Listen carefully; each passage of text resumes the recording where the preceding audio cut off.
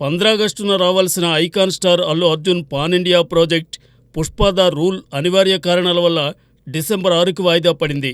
Cut చేస్తే ఇప్పుడదే నెలలో కొద్ది రోజుల వ్యవధిలో మరో పాన్ ఇండియా బొమ్మ రాబోతోంది. ఆ చిత్రమే power star Pawan Kalyan title రోల్లో నటిస్తున్న హరిహర వీరమల్లు. భారీ బడ్జెట్తో రూపొందుతున్న ఈ సినిమాకి డిప్యూటీ సీఎం పవన్ 20 నుంచి 25 రోజులు కాల్ షీట్స్ ఇవ్వగలిగితే డిసెంబర్ నాటికి రిలీజ్కి రెడీ అవుతుందని చిత్ర నిర్మాత ఏఎం రత్నం తాజాగా ఓ ఇంటర్వ్యూలో చెప్పుకొచ్చారు. సో డిసెంబర్ 13న లేదా డిసెంబర్ 20న క్రిస్మస్ కానుగ్గా హరిహర వీరమల్లు తెరపైకి వచ్చే అవకాశం ఉందన్నమాట.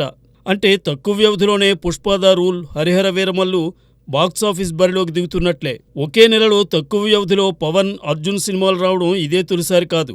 2016 ఏప్రిల్లో తక్కువ గ్యాప్లోనే వీరిద్దరి చిత్రాలు సందడి చేశాయి. ఆ ఏడాది ఏప్రిల్ 8న సర్దార్ గబ్బర్ సింగ్ రిలీజ్ కాగా ఏప్రిల్ 22న సరైనోడు వెలుగు చూసింది. వీటిలో సర్దార్ నిరాశపరచగా సరైనోడు ఘన విజయం సాధించింది.